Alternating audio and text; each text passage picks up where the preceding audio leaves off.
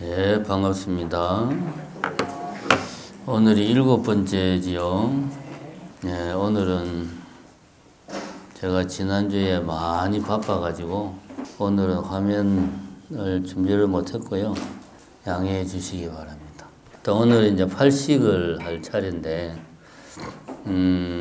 이제 보통 전통적으로는 팔식을 먼저 하고, 그 다음 칠식하고, 육식하고, 이제 그 다음에 이제 삼성에 대해서 이야기하고, 그 다음에 수행 과위 이야기하고, 그렇게 보통 전통적으로는 그런 순서인데, 이제 바꿔가지고, 우리는 이제 밖에서부터, 의식, 심소, 이런 부분들, 그 다음 칠식, 이렇게 이제 좀 접근을 해왔습니다. 이렇게 접근을 해온 이유는 유식 사상에서 이제 제8식이라고 말하는 아레아식이 등장하게 된 가장 근본적인 이유는 사실은 윤회의 문제를 어떻게 불교의 기존의 그 교리와 충돌 없이 윤회의 문제를 설명할 수 있을까 하는 문제를 고민하다가 그 결과 이제 대승불교에서 정리한 것이 유식사상이라고 볼 수가 있죠. 그 결과물로서 나온 것이.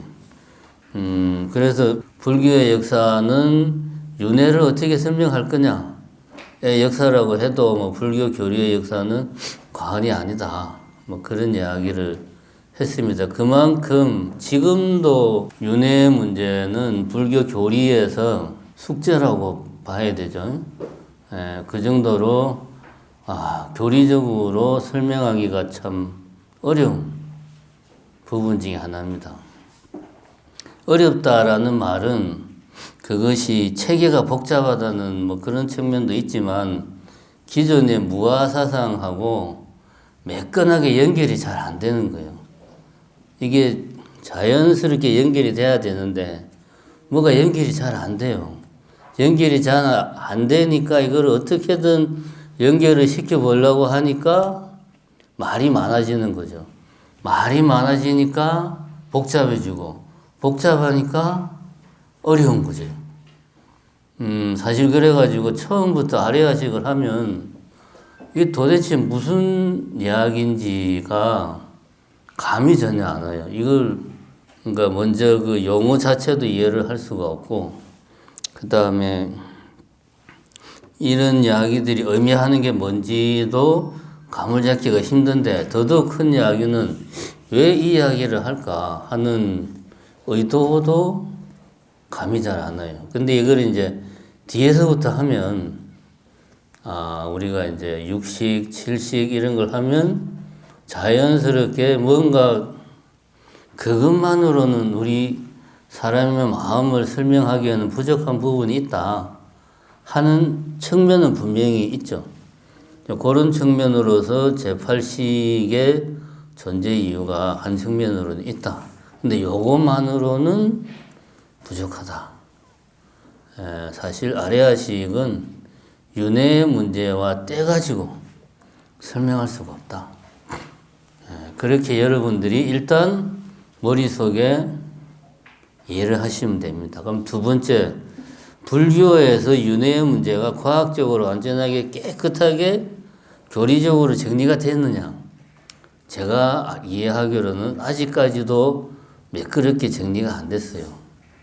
현재까지도 불교에서 윤회의 문제는 신념의 차원에서는 불교가 100% 수용을 했는데 교리 차원에서는 아직까지도 좀 풀어야 될 과제들이 있는 것 같다. 내가 볼 때는.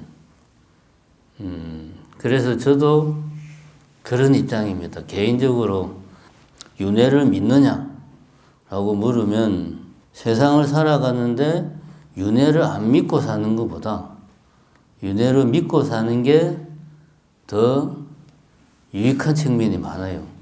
개인적으로 생각했을 때.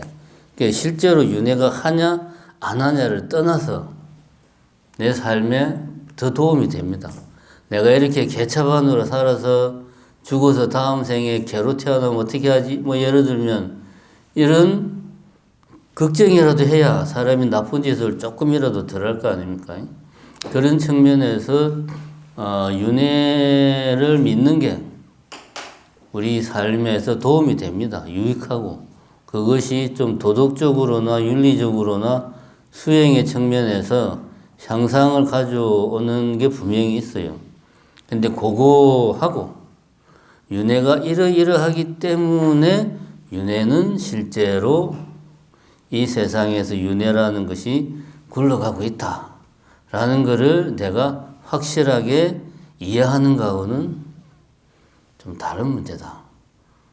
그거를 두 번째로 여러분들이 수용을 해야 돼요. 나는 윤회를 하는지 안 하는지 딱 뭔가 아무리 봐도 석연치가 않아요. 스님은 윤회를 한다고 생각을 해요? 이렇게 물어보면 저도 할 말이 없죠. 그 제일 좋은 방법은 내가 죽어가지고, 그죠? 전생으로 갔다가 다시 이번 생에 태어난 거를 다 기억을 해가지고, 내가 기억을 해보니까 전생에 뭐였고, 전생에 뭐였고, 내 경험에 의하면 윤회 분명히 해. 라고 말하는 게 제일 좋은데, 저는 아직까지 수행이 그 정도까지 못 돼가지고, 그렇게는 이야기 못하고, 어쨌든 두 번째는 믿음의 차원에서 윤회는 상당히 유의미한 하나의 틀이다 라고 저는 생각을 해요. 근데 이거를 교리적으로 뭐 요즘 사람들이 좋아하듯이 과학적으로 윤회를 규명해낸다. 이거는 어려움이 많다. 특히 과학적으로는 좀 어려움이 많죠. 그 부분은 저도 뭐라고 할 말이 없습니다. 세 번째로, 그럼 유식사상에서 아래야식을 집중적으로 막 조명을 하는데 복잡해요. 보면은 뭐가 뭔지 봐도 왜 이런 이야기를 하는지 감이 안 오는 이야기들이 많아요. 제가 보니까 강의하는 사람들도 모르고 하는 사람들이 많더라고. 보니까 자기가 뭐 경험을 해봐야 알지. 그런데 왜 유식에서 그럼에도 불구하고 나름대로 윤회를 불교 기존의 교리에 통합시키려는 좀 표현을 문학적으로 하자면 처절한 노력을 했느냐. 그만큼 불교에서 윤회가 차지하는 위치가 크다는 거죠. 그러니까 어떻게든 부처님 이후에 그 숱한 스님들과 학자들이 윤회를 불교의 교리로 통합하기 위해서 많은 노력을 한 거죠. 그러면 우리는 이 사상 체계 자체만으로 윤회를 유식 사상을 보면 이해하기가 힘듭니다. 그래서 우선은 제가 뭐 한두 번 다른 교회 이야기를 한 것 같은데 인도 사회에서 윤회가 등장하게 된 역사적인 흐름을 먼저 우리가 이해를 하고, 윤회라는 게 그냥 하늘에서 뚝 떨어진 관념이 아니거든요. 나름 그 사회에서 나름대로 역사적인 배경이 있단 말입니다. 그거를 이해를 하고, 그 시대에 윤회가 이러이러한 위치를 가지고 나름대로 중요한 위치를 차지하고 있었으니까 불교도 윤회를 수용을 하려고 했구나. 이렇게 우리가 현재까지는 이해를 하는 게 좋겠다. 저는 그렇게 생각을 합니다. 그래서 우선 이야기의 출발을 윤회에 대해서 좀 정리를 해놓고, 사실 지금까지 우리가 교리를 이야기할 때 윤회 그 자체에 대한 이야기는 별로 안 했어요. 인도 사상의 흐름에서 윤회에 대한 이야기는 별로 안 했어요.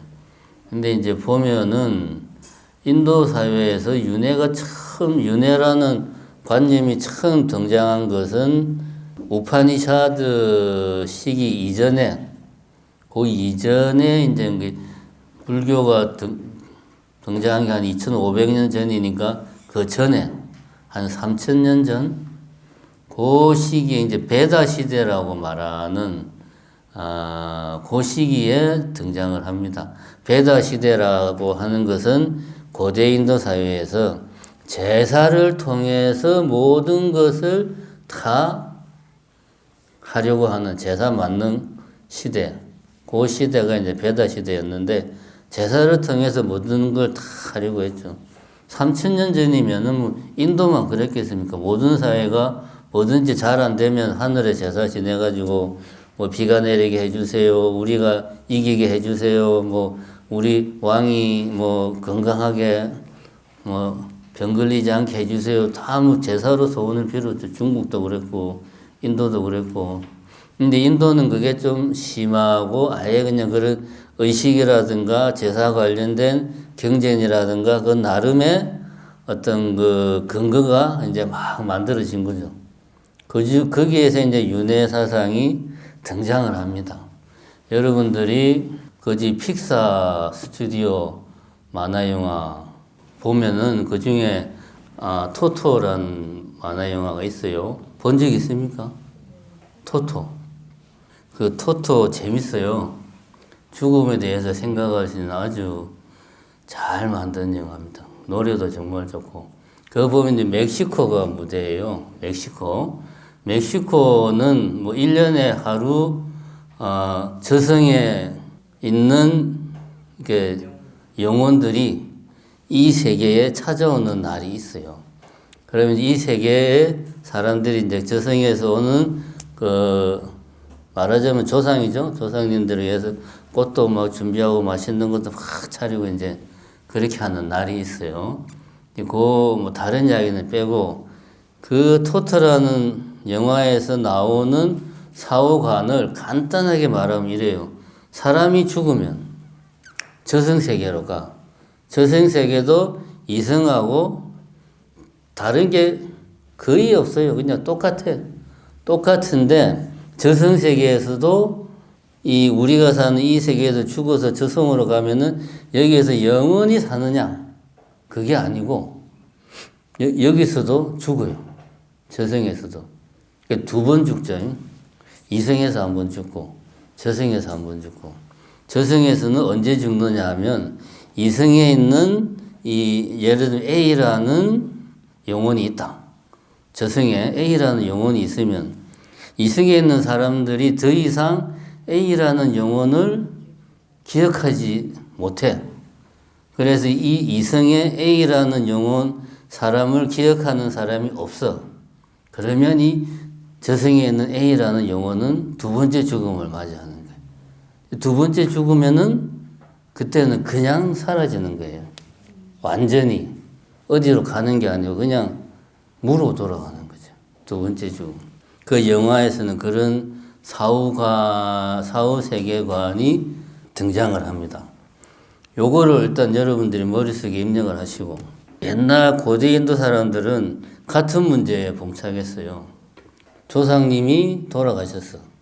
그러면 이제 하늘나라로 갔다 이거야. 하늘나라로 가가지고 뭐 여기에 이제 5대까지 제사를 지내면 하늘나라에 있는 조상님이 이제 뭐 그 위로 그 위에 어떤 세계로 갈 수가 있어. 그래서 인도에서는 제사를 남자가 지내니까 제사를 안 지내면 저승에 있는 사람 이 영혼들이 더 좋은 세계로 가지를 못해요. 그냥 이 저승 세계에 머물러 있어야 돼. 근데 요거를 2대, 3대, 4대, 5대까지인가 제사밥을 먹어야 내가 다음 세계로, 그러니까 쉽게 말하면 천상 세계로 갈 수가 있는 거예요. 이 천상 세계는 어떤 곳인지는 뭐 특별하게 상정이 안 돼 있고, 그래서 인도에서 남아선호 사상이 여기서 이제 출발을 합니다.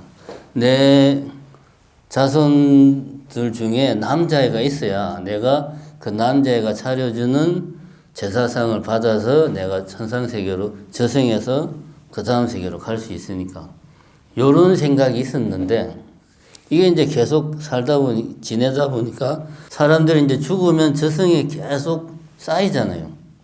쌓이고 이렇게 쌓이면은 저승이 10,000원이 되면 어떻게 하지? 이런 고민이 이제 생긴 거예요. 제사상을 주는 대로 다 받아먹는다는 보장도 없고 자식들이 제사를 다 챙겨준다는 보장도 없고, 그럼 이게 저승세계에 영혼들이 계속 쌓이면 미어 터지니까 어떻게 하나. 그래서 이제 옛날의 관념들은 하나의 생각이 막 발전한 게 아니고 여러 가지 생각들이 따로따로 발전하다가 나중에 이것이 합치기도 하고 뭐 그렇게 해요. 또 다른 생각 중에 하나는 인도에서는 사람이 죽으면 어디로 가냐? 달로 간다고 생각했어요. 달로. 달이라는 게 그렇잖아요. 이렇게 동그랗게 됐다가 점점 반으로 됐다가 줄어들었다 나중에는 없어지잖아. 이제 사람들이 죽으면 달로 가는데 보름달일 때는 사람들이 이제 죽은 사람들이 영혼이 거기에 잘 있는데 이게 점점 줄어들어서 금음달이 되면 갈 데가 없잖아요. 그러면 저승의 달에 있는 영혼들이 비가 되어서 땅으로 떨어지는 거예요. 이제 웃을 일이 아니고 그렇게 생각했습니다. 비가 되어서 땅으로 떨어져. 그러면 이게 이제 아무리 사람들이 계속 죽고 또 죽어도 문제가 없죠. 아무리 달이 미어 터져도 언젠가 금음달이 되면 또 다 떨어지니까. 이렇게 해서 이제 이런 저승이 미어 터지는 고질적인 문제를 해결을 했어요. 이런 하나의 그 사상적인 맹화가 하나 있었고, 그 다음에 인도 이제 고대의 제사를 지냈던 기본적인 동기가 이제 그거였어요. 하늘에 선신과 악신이 있는데, 우리 사람들을 편들어주는 신은 선한 신이요. 그래서 선신하고 악신이 싸워서 선신이 이겨야 우리들한테 사람들이 원하는 거를 들어주는 거야. 예를 들면 비가 와야 될 때 비를 내려주고 햇빛이 내려져야 될 때 햇빛이 내려쬐게 해주고 그렇게 해서 곡식이 잘 자라게 해주고 우리가 원하는 바를 선신이 들어주는데 선신하고 악신이 하늘에서 싸우는데 선신이 지면 지금처럼 그냥 날씨가 엉망진창이 돼가지고 뭐 사람들이 홍수에 죽고 이렇게 되는 거예요. 그래서 제사를 지낼 때 선신에게 기운을 내게 하기 위해서 곡물을 바치는 게 이제 제사 의식의 가장 기본적인 컨셉이었어요. 그래서 사람들이 열심히 농사 지은 뭐 그런 곡물을 제사에 올리면 이걸 이제 하늘로 보내죠. 어떻게 해가지고 태우면 연기가 이제 하늘로 가잖아요. 그러면 그 연기를 선신이 맡고 기운을 얻어가지고 악신을 이겨. 그러면 선신이 이제 비도 내리고 햇빛도 쬐게 하면은 곡식이 잘 자라. 그러면 그 곡식을 우리 사람들이 다시 수확을 해가지고 다시 또 제사를 지내. 그러면 또 선신이 또 그 제사를 받아가지고 기운을 얻어서 악신을 이겨서 또 뭔가 우리 소원을 잘 또 들어줘가지고 농사도 잘 되고 뭐 등등 이게 이제 계속 순환하는 거죠. 이런 식의 사고방식들이 처음에는 각각 따로따로 이런 사고방식들이 쭉 이어져다가 어느 시점에서 이게 이제 합쳐집니다. 이게 합쳐져서 윤회라고 하는 사상이 사람들 사이에 정착이 되는 거죠. 윤회. 사람이 죽으면 그걸로 끝이 아니고 다시 태어난다. 저승으로 가면 이런저런 문제 때문에 골치 아프니까 다시 이 세계에 다른 몸을 받아서 태어난다. 라는 생각이 이제 정착이 된 거예요. 그러면은 이제 보통 사람들은 사람은 윤회를 해. 그러면 그렇구나. 그러고 믿는데 나름대로 왜 윤회를 하는가? 어떤 시스템으로 윤회를 하는가를 또 규명하고 싶어하는 사람들이 당연히 있었겠죠. 그래서 요거를 부처님 당시에 부처님이 등장했을 때 그 시기에 기존의 힌두 사상, 그러니까 기존의 브라만 사상에 반대했던 사문 사상, 예를 들면 불교도 있고 지금의 뭐 자인화교, 뭐 우리가 말하는 뭐 육사외도 뭐 이런 쪽, 요 사문들이 대략 뭐 조금씩 다르지만 윤회에 대해서 비슷하게 했던 생각들은 이런 거였죠. 이제 요거는 이제 자인화교가 가장 이런 전형적인 그 윤회에 대한 관념을 간직하고 있는 게 자인화교의 교리인데, 자인화교는 이렇게 이야기를 합니다. 영혼이라는 게 있어요. 사람은 이 영혼이 실체 없는 정신적인 개념이 아니고 실제로 있어요. 크기는 뭐 한 좁쌀 크기만 한 게 어디에 있느냐? 심장에 있다. 그것이. 그걸 이제 지바라고 인도말로 하는 영혼이 있어. 근데 이 영혼은 그 자체는 아무것도 안 해. 아무것도 못 해. 이거는 그냥 쉽게 말하면 배와도 같은 거예요. 아무것도 안 하고 이것이 움직이게 하는 힘은 업에서 나오는 거예요. 지바에 업이 작용을 하면, 선업이 작용하면은 지바가 선업의 힘에 의해서 다음 생에는 이 지바가 선한 존재의 몸으로 가서 선한 존재로 내가 다시 태어나고, 내가 악업을 많이 지으면 악업이 지바에, 그러니까 쉽게 말해 착색이 되어서 지바를 물들여가지고 이 지바가 이 사람이 죽었을 때 하여튼 머리 어딘가에로 이게 이제 빠져나간대요. 그래서 빠져나가서 그것이 이제 다른 몸으로 갈 때 악업을 많이 쌓으면 이 지바가 예를 들면 짐승이라든가 뭐 벌레라든가 이런 쪽을 찾아가서 그런 쪽에 깃들인다 이거지. 이런 식의 사고를 가지고 있었습니다. 이게 이제 그때 당시 사문들이 가지는 전형적인 사고였어요. 그래가지고 업도 보면은 정신적인 도덕적인 게 아니고 물질적인 거죠. 내가 선업을 얼마나 쌓았느냐, 악업을 얼마나 쌓았느냐가 딱 분명하죠. 그래서 악업을 없애려면은 고행을 해야 돼. 그럼 내가 고행을 한 만큼 악업이 없어지는 거죠. 그래서 자인화교에서 그때 당시 이제 부처님 당시 사문들이 고행을 그렇게 막 했던 게 악업을 없애기 위해서 고행을 한 거예요. 부처님도 처음에는 그렇게 해서 고행을 한 거죠. 같은 맥락으로. 자인화교는 지금도 고행을 하죠. 뭐, 거기는 이제 머리카락을 깎지 않고 이제 뽑는다고 그러잖아요. 하나씩. 머리카락을. 깎는 게 아니고. 그런 것들이 이제 다, 그런 고통을 내가 하나씩 느낄 때마다 그에 상응하는 악업이 사라진다는 거지. 그래서 이런 그 고행 전통에서의 가장 성스러운 죽음은 고행을 하다가 죽는 거지. 예를 들면은 뭐 하루에 살 한 톨만 먹는다든가 뭐 그런 고행을 하다가 죽는 게 이제 가장 성스러운 죽음이고, 그래서 자인화교 교주인 마하비라도 고행을 하다가 죽었죠. 성스러운 죽음을 맞이한 거죠. 이런 윤회관을 가지고 있었어요. 그런데 제가 지금 이야기한 게 그거죠. 지바라고 하는 어떤 물질적인 영혼에 해당하는 뭔가가 있다. 그 크기는 뭐 좁쌀만 한 게 있다. 이것 자체는 아무것도 안 한다. 이거는 그냥 배와 같은 거다. 실제로 이것을 움직이는 것은 업이다. 요게 이제 사문들의 기본적인 논리인데, 유식에서 윤회를 설명하는 것도 이 기본적인 논리에서 크게 벗어나지 않습니다. 유식에서도. 그럼 이거는 뭘 이야기하냐면, 유식에서 윤회를 설명하는 게 불교에서 윤회를 설명하는 것이 그냥 하늘에서 뚝 떨어진 게 아니라는 거죠. 다만 불교는 무아를 강조하기 때문에 이 지바라고 하는 것이 어떤 상주하는 것, 고정된 것, 영원한 것, 물질적인 것, 이런 것이 아니야. 이것은 상주하는 게 아니야. 이것은 고정된 것이 아니야. 이것은 물질적인 것이 아니야.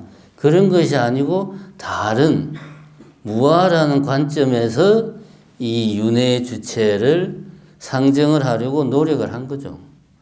그 윤회 사상의 기본적인 틀 자체를 완전히 새로 만든 게 아니고 기존의 윤회라고 하는 그 사고방식의 틀을 가지고 요 틀에서 무아사상하고 충돌하는 부분을 수정을 하려고 하는 노력들이 이것이 한 번에 딱 이루어진 게 아니고 부파불교에는 뭐 이거를 뭐라고 했다가 뭐 누구는 어떤 뭐 경량부에서는 뭐라고 하고 뭐 대중부에서는 뭐라고 여러 가지 과정을 거쳐 가지고 최종적으로 도달한 게 식이윤회한다 라고 하는 유식사상의 견해가 최종적으로 정착이 된 거죠. 그럼 이게 왜 최종적으로 정착이 됐느냐? 가장 그럴듯하게 설명을 하니까 다른 부분들보다 무아사상을 잘 녹여냈기 때문에 그래서 유식에서 식이윤회한다라고 하는 그 부분이 지금까지 그 틀은 크게 변하지 않고 이어져 내려오고 있는 거죠. 일단은 윤회라고 하는 것하고 무아사상하고 두 개를 놓고 무아사상이란 틀에 윤회를 맞추기 위해서 불교가 전혀 새로운 윤회 시스템을 만든 게 아니고 기존의 윤회 시스템에서 무아사상하고 충돌하는 부분을 수정을 한 거예요. 그렇게 이해를 하시면 됩니다. 이 말은 뭐냐 하면 지금의 현대에 와가지고 사실 우리가 뭐 육식이나 제육식이나 말라식이나 전오식 같은 경우는 현대과학에 상응하는 부분들도 많고 설명 가능한 부분들도 많아요. 뭐 뇌과학이나 뭐 신경과학이나 심리학이나 이런 부분에 설명 가능한 부분들이 많아. 또 사실 이런 것들은 수행의 과정에서 수행을 통해서 경험한 것들을 정리한 것들이 많기 때문에 충분히 이거는 현대과학으로 재해석이 가능해요. 그렇게 이제 제가 나름대로 지금까지 이야기를 했고 좀 어떻게든 뭐 현대 뇌과학이나 이런 거하고 접목을 시키려고 노력을 했는데 아레아식은 이게 안 됩니다. 이게 왜냐하면 일단은 현대과학에서는 아직까지 아레아식의 실체에 대해서 전혀 감을 못 잡고 있고 그럴 수밖에 없죠. 이건 굳이 현대과학으로 말하면 심층의식 중에서도 심층의식이니까 감을 못 잡고 있고 유사한 연구도 별로 없기 때문에 이 부분은 현대과학하고 접목할 게 별로 없어요. 그래서 사실은 기존의 고대 인도의 가장 기본적인 윤회의 논리, 그 틀이 유식사상에서 크게 변하지 않고 기본 틀은 들어가 있어요. 그래서 이게 옳다라고 사실은 말할 근거가 별로 없어. 내가 볼 때는. 일단은 부처님이 이야기한 건 아닌 게 확실해. 부처님이 윤회는 이렇게 하는 거야. 아레아식이 있고 뭐 말라식. 부처님은 이런 말 한 적 없어요. 그 뒤에 후대에 이제 스님이나 뭐 학생들이 연구하고 수행하는 과정에서 만들어낸 거지. 그거를 알고 우리가 유식사상은 접근을 하는 게 좋겠다. 일단은 뭐 그렇게 설명을 하고요. 76페이지부터 시작을 합시다. 처음은 제목이 그겁니다. 제8식이 등장하는 이유, 상식으로 생각하기. 이런 시도가 제8식을 이해하는데 상당히 중요합니다. 기존의 유식 책들은 왜 제8식이라는 걸 설정을 하지? 라는 거에 대한 설명은 없이 그냥 제8식은 아리아식이다. 아리아식이라는 말은 뭐 장식이라는 뜻이다. 저장한다는 뜻이다. 이렇게 나오면은 그렇구나. 그리고 그냥 넘어가는 거죠. 왜 그렇게 설정을 했을까 하는 거에 대한 고민을 우리를 하여금 안 하게 만드는 거지.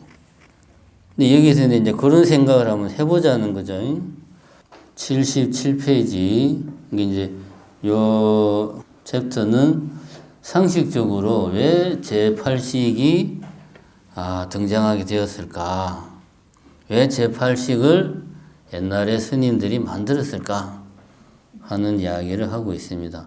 77페이지 위에서 셋째 줄쯤 보면 전육식을 살펴보자. 전육식이면 전오식 플러스 의식. 이게 이제 전육식이죠.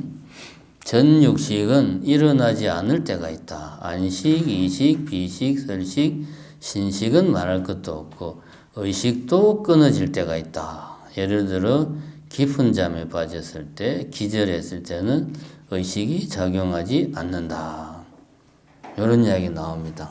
그 다음에 이제 나오는 게 우리는 깊은 잠에 들었다가 아침에 깨어났을 때 자신의 이름이 아무개이고 내 앞에 있는 사람이 가족이고 곧 몇 번 버스를 타고 직장에 가야 한다는 것을 안다. 요게 참 신기하다. 어떻게 이게 가능하지? 잠을 잘 때는 완전히 의식을 딱 잃은 상태에서 의식이 끊어진 상태였는데 끊어진 상태의 의식이 어떻게 다시 재생이 되었을까? 이게 가능하려면 의식은 끊어졌으나 그 배후에는 끊어지지 않고 계속 이어지는 뭔가가 있어야 되지 않을까 하는 생각을 한 거죠. 이런 거는 이제 우리도 가끔 그런 생각을 하죠. 잠을 자다가 시끄러운 소리에 잠을 깼어. 그러면 나는 잠을 자면 어떻게 잠을 자면서 내가 시끄러운 소리를 들었지? 잠을 자면 나는 못 듣는데 그럼 잠을 자면서 시끄러운 소리를 듣는 그건 뭐지? 이런 의문이 우리 스스로 당연히 들죠. 그죠? 그렇잖아요. 잠을 자면 완전히 이제 우리 상식적인 생각으로는 모든 게 다 스톱되는 걸로 생각하는데 그런데 자다가 시끄러운 소리에 깬다는 거는 소리 듣는 거는 계속 활동하고 있다는 거 아니에요. 이거 참 신기하다. 나는 분명히 잠을 자니까 모든 게 스톱되어 있다고 생각하는데 잠을 잘 때에도 멈추지 않고 계속 뭔가가 내 머릿속에서 계속 작동을 하고 있어야 내가 시끄러운 소리를 듣고 이 소리가 어느 정도 이상 되면 이게 잠을 더 이상 못 잘 정도가 되면 깬다는 거죠. 이런 것들도 가만 생각해 보면 우리의 마음이 전오식과 의식만 있으면 불가능하죠. 깊은 잠에 빠졌을 때는 의식이 끊어지니까. 그런데 안 그렇단 말이에요. 이런 생각을 하면 뭔가 내가 깊은 잠을 잘 때도 기절했을 때에도 내 마음 깊은 곳은 끊어지지 않고 계속 뭔가가 이어지고 있는 게 아닌가 라는 생각을 할 수 있다. 물론 나는 그것을 의식하지 못하죠.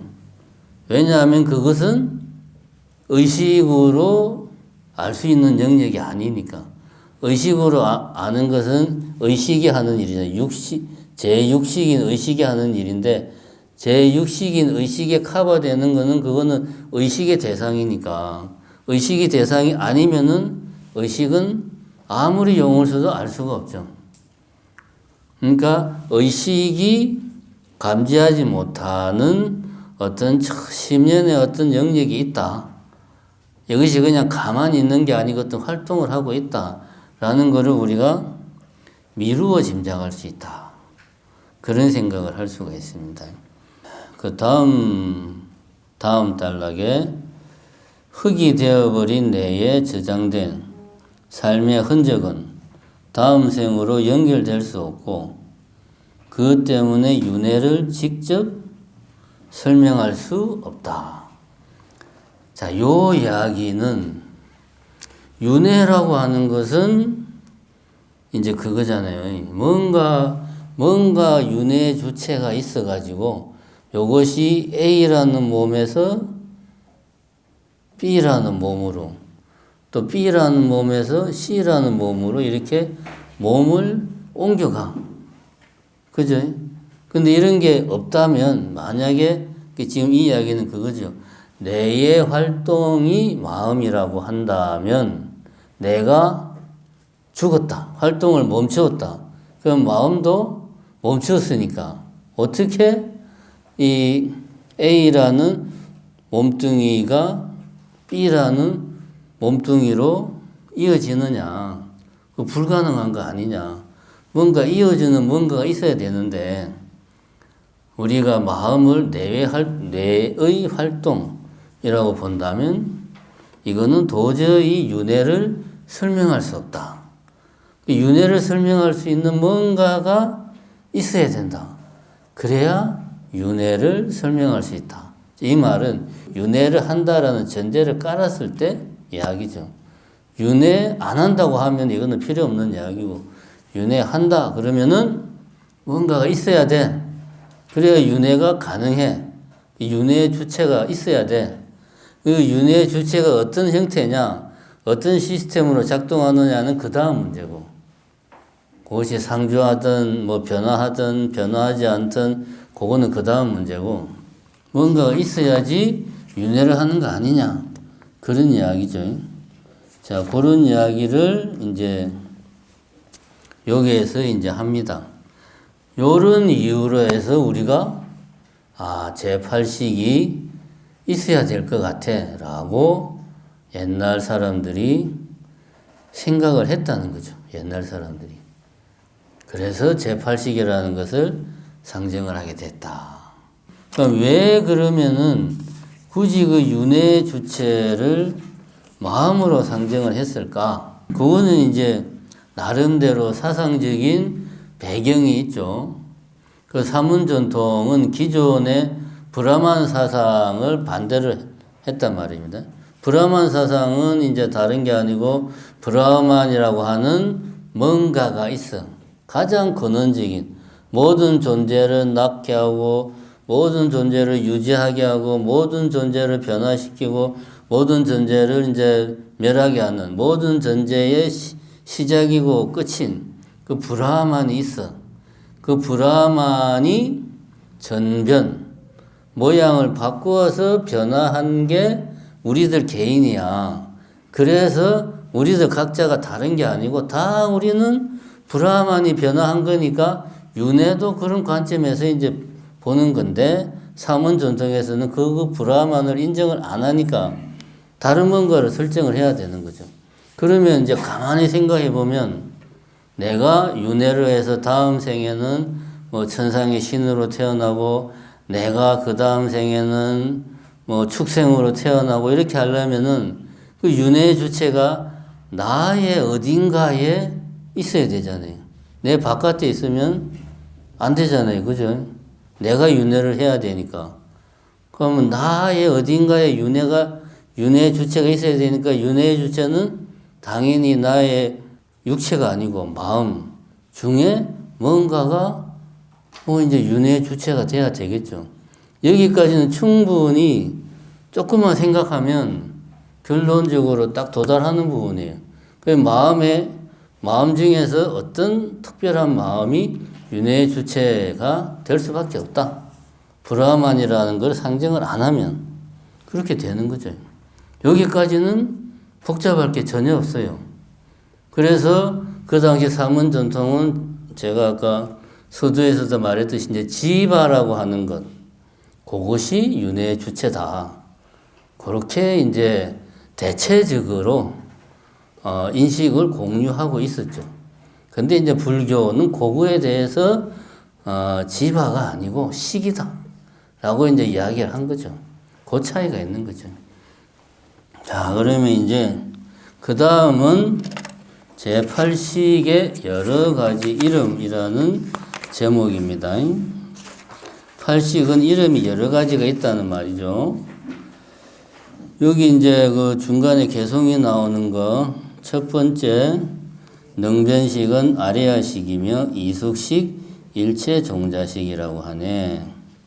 초아레아식 이숙 일체종. 이거는 이제 유식 30송의 두 번째 개송입니다. 여기서 보면은 제8식의 여러 가지 이름 중에 첫 번째는 아레아식이라는 이름을 쓰고 두 번째는 이숙식이라는 이름을 쓰고 세 번째는 뭐 일체 종자식이라는 이름을 쓴다라는 이야기를 하는 거죠. 아레아식은 81페이지 셋째 줄. 아레야식은 제8식의 자상, 초능변식의 자체 모습을 지칭하는 이름이다. 아레야라는 말은 범어의 음력이다. 그리고 뭐 쭉쭉 있는데 저장하다라는 뜻이 있기 때문에 아레야식을 장식이라 번역한다. 제8식에는 능장, 소장, 집장의 뜻이 함께 있다. 이제 아레야식이라는 이름을 쓸 때는 이게 아레야는 이제 알라야 뭐 그렇게 발음을 하는데 그 뜻이 이제 저장한다는 뜻이니까 그래서 뜻으로 하면은 장식이라고 의역을 할 수 있다. 근데 보통 아레야식이라고 쓴다. 아레야식이라고 쓸 때는 저장한다는 뜻을 담고 있는 거다. 그런 이야기죠. 두 번째는 능수 이야기는 잠깐 생략하고 이숙식은 82페이지. 이숙식은 첫 번째 줄 아레야 제8식의 과상을 가리키는 이름이다. 이숙이라는 말은 이거는 아주 쉽게 이해하면 그겁니다. 이는 다르다. 숙은 성숙한다. 무엇이 다르고 무엇이 성숙하느냐? 원인과 다르게 결과가 성숙한다. 이렇게 기억하면 됩니다. 제8식은 뭔가를 저장하는 건데 이 저장하는 게 처음에 저장할 때 그대로 저장되는 게 아니고 다르게 성숙한다. 처음에 그 저장하게 했던 원인을 유발했던 그 무엇이 그대로 저장되는 것이 아니고 다른 모습으로 결과가 만들어져서 그것이 아레야식에 저장이 된다. 이거는 뭔 이야기냐 하면 이제 내가 선한 행동을 했을 때 그 선한 행동을 했으면 그 선한 행동이 그대로 아레야식에 저장되는 게 아니고 아레야식에는 그냥 어떤 결과, 선이다, 악이다 이런 게 없이 결과만 저장이 된다. 그래서 나중에 이것이 다른 쪽으로 이런저런 인연을 만나서 발현이 된다. 그런 이야기입니다. 이 말은 다른 식으로 말하면 만약에 이숙식이 없다면 아레야식이 원인과 다르게 결과를 성숙시키지 않는다면 우리는 예를 들어서 중생들이 악한 행동을 했다. 그러면 나는 무조건 그 악한 행동에 대한 악한 값을 받고 선한 행동을 하면 선한 값을 받고 내가 아무리 노력을 해도 이미 한 번 내가 저지른 것에 대해서는 고칠 수가 없는 거죠. 선한 행동이라도 그것이 나쁜 의도에서 선한 행동을 했을 수도 있죠. 보면은 이런 경우에도 선한 행동이니까 그대로 선한 값으로 가야 돼. 근데 그렇게 되면 안 되잖아요. 그죠? 나쁜 행동이라도 선한 의도에서 이것이 그런 나쁜 행동을 했을 수도 있죠. 그런 경우에도 이것이 그대로 악한 값으로 가면 또 곤란해지죠. 만약에 이제 우리 중생들은 중생이라서 아무리 노력해도 우리들이 보살이 될 수 있는 가능성이 이런 맥락에서는 나올 수가 없는 거죠. 중생은 중생의 행동밖에 못하니까. 우리는 죽을 때까지 중생의 행동밖에 못하는 거죠. 그럼 우리는 중생의 값만 계속 받는 거지. 이런 식으로 되니까 이숙이라는 게 만약에 설정이 안 되면 변화가 없는 거죠. 나의 노력에 의한 어떤 변화 이런 걸 우리가 설정을 할 수가 없다. 일단은 그 정도로 이야기를 하고 그 다음에 일체정자식은 83페이지 다섯째 줄 정도에 보면 모든 법의 종자를 집지하여 집어 간직하여 잃어버리지 않게 하기 때문에 일체종자식이라 이름한다. 또한 종자란 씨앗임으로 원인에 해당한다. 모든 것을 저장하는 것이 일체 종자식이다. 그래서 그 다음 줄에 보면은 이제 그런 말이 나옵니다. 정리를 하는 차원에서 제8식에는 세 가지 이름이 있다. 능이 모든 종자를 간직하고 능장, 모든 법에 의해 훈습되고 소장, 제7식에 의해 실다운 나로 애착된다. 집장, 이때는 아리아식이라 부른다. 또 제8식은 전생의 선법, 불선법에 의해 포섭되어 새로운 생을 이끌어내므로 이숙식이라고, 이 명칭은 결과 모습에 해당한다.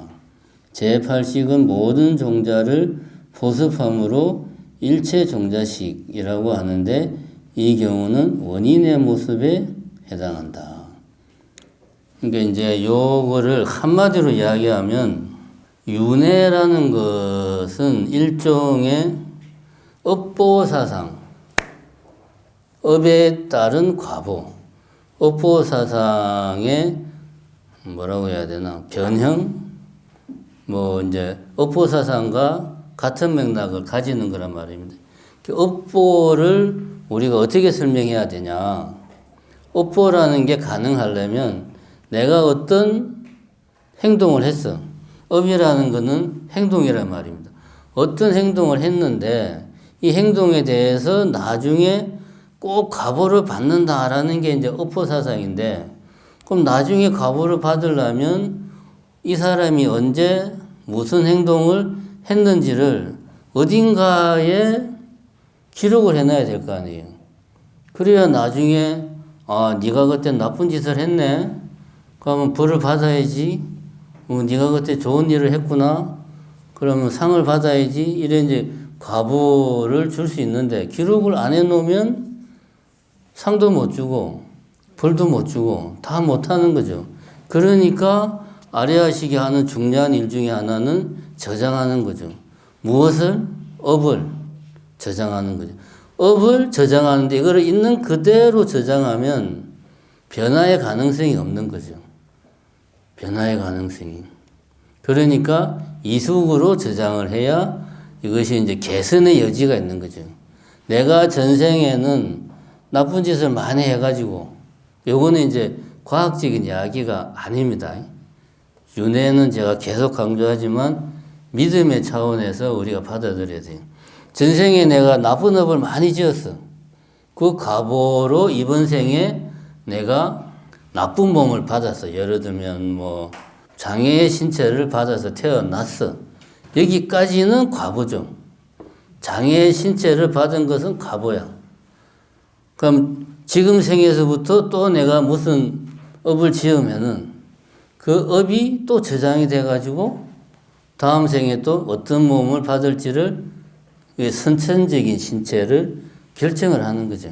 그럼 내가 이제 비록 맹인의 몸을 받았으나 깊이 반성하고 참회해서 선업을 많이 쌓으면 다음 생에는 이제 아주 건강한 몸을 받는 거죠.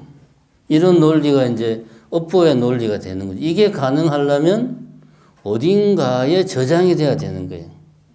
그러니까 이제 우리가 제가 계속 강조하는 게 아리아식을 이야기할 때 아리아식은 저장하는 거다. 이거는 책 보면 다 나오는 이야기니까 그렇구나.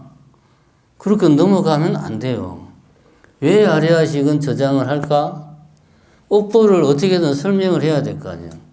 이거를 만약에 브라흐만이나 절대적인 신이 다 지켜보고 있다가 너 전생에 이런 짓을 했지. 너는 신의 벌을 받아야 돼. 이런 논리가 아니라는 거지. 나의 어딘가에 그것이 다 기록이 된다. 그래서 그것이 기록만 되는 게 아니고 결과가 나타난다. 그게 이제 업보사상이고, 업보사상이 다른 형태, 변형판이 윤회죠, 이제 윤회. 어떤 몸을 받느냐, 내가. 같은 맥락이에요. 그래서 불교에서는 이게 이제 아이러니한데, 업보사상은 인도의 불교 이전부터 존재했던 사상이란 말이에요. 인도뿐만이 아니고 인간들이 좀 기본적으로 가지는 사고방식인 것 같아요. 어느 나라나 그런 건 다 있으니까. 권선징악. 우리나라에서는 그렇게 표현하잖아요.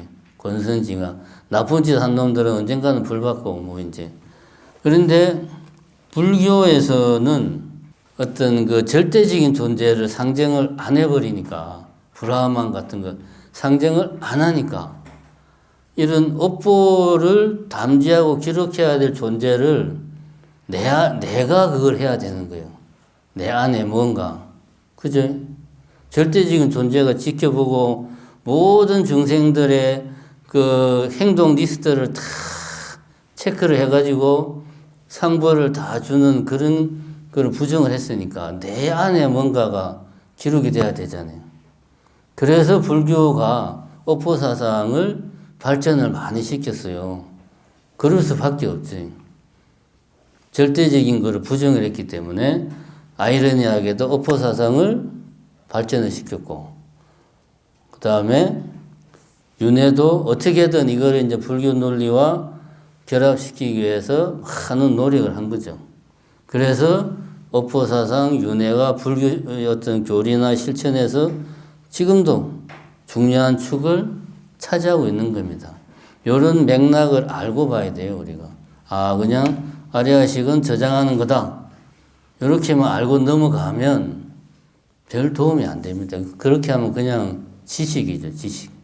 요거를 이제 현대 뇌과학적으로 뭐 이야기를 하자면은 우리가 이제 뭔가를 인식을 할 때는 그때 제가 이제 주의맹 그런 이야기를 했었잖아요.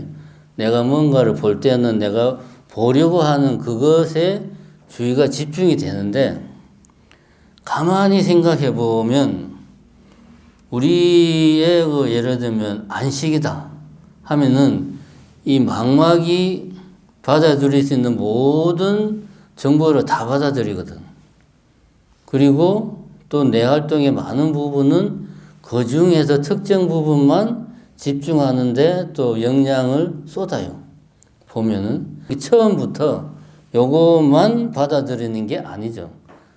이걸 알아야 돼. 다 받아들여 가지고 예를 들면 고양이만 집중해서 인식을 하는 거예요. 우리의 인식하는 방법이 그래. 이게 실제로 동물들을 실험을 해보면 육식 동물들, 그러니까 뭐 고양이과 동물들은 사냥을 해야 되니까 하나에 집중을 해야 되잖아요. 그러니까 이 친구들은 이렇게 집중하는 것 외에 다른 것들을 억제하는 능력이 뛰어나요. 다른 것들을. 이 말은 영어로 말하면 뭐냐? 모든 정보가 다 들어오는데 이것이 어딘가로 사라진다는 표현보다 하여튼 머릿속 어딘가에 흔적 비슷하게 계속 쌓인다는 거지, 이게. 계속 보면. 요것을 유식에서는 아레아식도 마음이니까. 마음은 아는 작용을 하는 거란 말이에요. 그러니까 아레아식도 인식작용을 한다. 그런데 그것이 너무 미미하기 때문에 알아차리기가 힘들다. 그 말을 현대 뇌과학적으로 아까 말한 그런 식으로 우리가 이해할 수 있지 않나. 같은 맥락이죠. 제가 볼 때는. 우리는 사실 보고자 하는 것 외에는 의식으로 들어올 때는 요 놈만 들어오기 때문에 나머지는 이미 안 들어와요. 의식에는. 그러니까 의식에는 요것만 있죠. 그럼 우리는 이것만 받아들인다고 생각하는데 사실은 전체가 다 안식에서는 오는데 나머지는 우리가 모르게 하여튼 흔적도 없이 뿅 사라지는 거지. 근데 그게 과연 사라질까? 마음속 어딘가에 아주 미미하게 흔적으로 남지 않을까?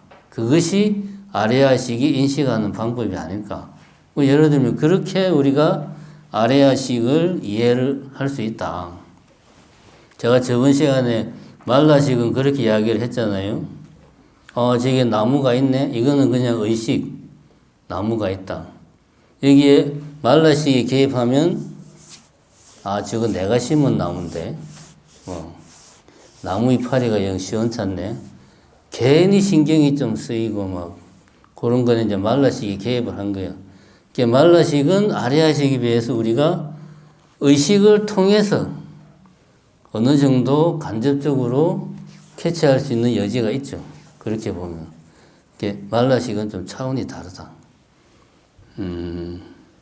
그렇게 일단 이해를 하면서 여기 이제 보면은 막 능장, 소장, 집장 이런 이야기를 하는데 사실은 이런 이야기가 좀 복잡합니다. 여기서는 훈습이라는 말과 현행이라는 말만 좀 정확하게 이해를 하자. 훈습은 아래아식의 어떤 활동, 시계 활동이죠. 육식이든 뭐 칠식이든 전오식의 활동이면 아주 미묘하겠죠.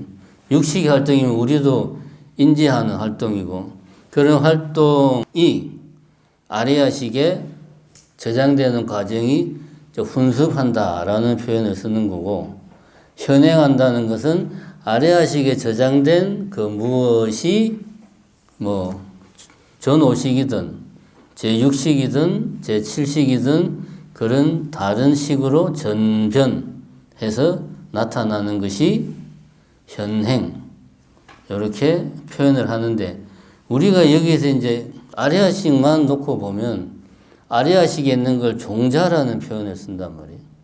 이 종자라는 게 씨앗이란 말이지. 우리는 종자라는 말을 들으면 머릿속으로 어떤 씨앗, 딱딱한 고체를 생각하니까 고체하고 훈습하고 연결이 잘 안 되는 거죠. 근데 종자는 어떤 딱딱한 고체 같은 거다. 이런 이미지를 머릿속에서 지워야 됩니다. 종자는 습기와 같이 뒤에 나오지만 종자는 습기하고 같은 말이다 그러거든요.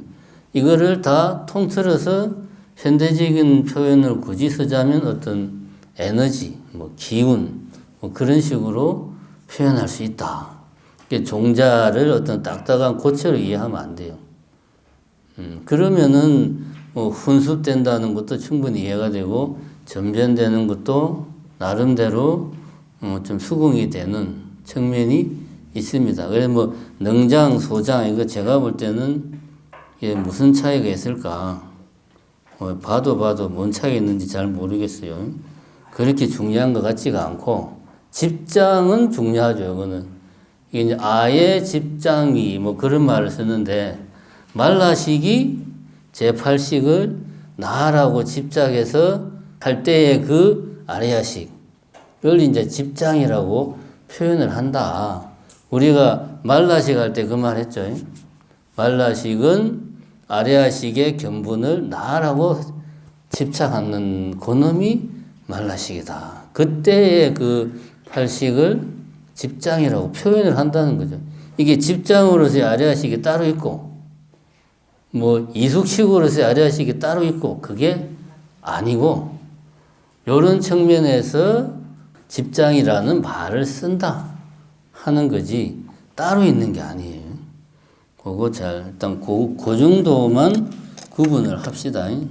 그래가지고 아래아식은 일단은 저장한다 라는 의미를 담고 있고 그것 자체의 독특한 특성 그러면은 아래아식이라는 말을 쓸 때는 어떤 집착의 대상으로서 아래아 그 제8식을 이야기할 때는 아래아식이라는 표현을 쓴다.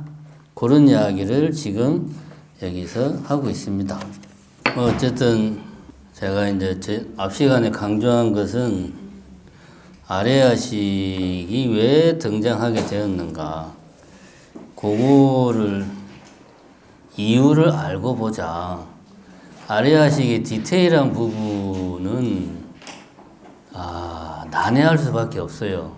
제가 이거는 개인적인 사견인데 뭐 하여튼 끼워 맞춰야 되니까 뭔가를 끼워 맞추려고 하다 보니까 말이 꼬일 수밖에 없어요.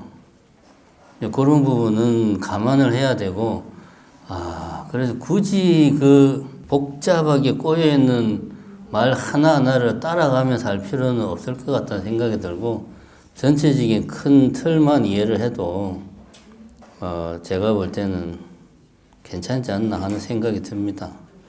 오히려 제8식을 왜 상정을 할 수밖에 없었는가 하는 불교가 안고 있는 근본적인 숙제, 요 문제를 깊이 고민을 해야죠. 요 문제를. 또 뭐 최근에도 뭐 어떤 스님이 지리산에 어떤 노스님이 뭐 윤회 그런 거 없다고 말했다가 그냥 뭐 또 종단에서부터 해가지고 그냥 다 벌떼같이 일어나가지고 말할 수도 있지. 그건 뭘. 자기 뭐 개인적인 의견인데 나는 뭐 솔직히 장담을 못 하겠어요. 윤회를 하는지 안 하는지 내 눈으로 보지도 못했고 하여튼 저는 뭐 경험을 못 해봐가지고 이게 이제 뭐 자기가 이제 수행 중에 뭐 전생을 경험했다 이거는 별로 믿음이 안 갑니다. 그 정도는 제 경험에 의하면 좀만 수행하면 환각, 환청, 뭐 환시 이런 거는 아주 정신적으로 문제가 있지 않은 이상은 다 경험하거든요. 그럼 본인이 마음속으로 난 전생을 경험하고 싶어하는 그 욕망이 간절하다. 그럼 이게 수행이 좀 하면은 욕망한 게 그대로 눈에 나와요. 원래 사람의 감각기관이 그래, 원래. 내가 보고 싶은 게 그냥 그대로 나와. 문수동자가 보고 싶다고 평소에 자기도 모르게 마음속으로 막 간절하게 빌면은 문수동자가 나와요. 근데 희한하게 그 문수동자가 우리 법당의 문수동자하고 똑같이 생겼지. 왜냐, 내가 아는 문수동자는 그 문수동자님 밖에 없으니까. 뭐 예를 들면 그런 거는 별로 믿을 게 못 됩니다. 제가 알기로는. 제 경험에 비춰볼 때, 저도 뭐, 보면은 막 양옆에서 그냥 막 동자들이 촥 오고 막 이런 경험들은 웬만하면 다 합니다. 이런 것들. 별로 그런 거 중요한 게 아니에요. 그런 거 말고, 누가 봐도, 이거는 자기 전생에 대한 확실한 이야기다. 뭐 그런 거를 경험하지 않는 이상은 과학적으로는 좀 아직은 그렇죠. 어쨌든 아리아식의 등장 배경에서 첫 번째로 제일 큰 게 뭔가를 저장을 해야 돼. 그래야지 업보사상이나 윤회라는 관념을 설명할 수 있으니까. 뭔가를 저장한다? 저장하는 장소가 우리 마음에 없다면 윤회한다라든가 업보라든가 이런 것들을 설명을 할 수가 없는 거죠. 그래서 그 역할을 아리아식이 하게 되었다. 요거만 머릿속에 확실하게 입력을 해도 됩니다. 그 외에 뭐 디테일한 것들은 천천히 공부하시면 되고, 그 다음에 이제 84페이지에 보면 위치에 따른 제8식의 여러 이름. 여기에서 위치라는 것은 어떤 위치를 말하느냐? 수행의 단계에 따른 위치. 예를 들어 내가 지금 초지보살이냐, 칠지보살이냐, 뭐 팔지보살이냐, 아니면 불지냐, 완전히 부처의 경지에 이르렀느냐, 그 위치에 따라서 제8식의 이름이 서로 다르다. 이 말은 이름이 서로 다르다가 중요한 게 아니고 제8식에 담겨 있는 이런 부분은 수행 과정에서 이 정도 단계에서는 떨어져 나간다.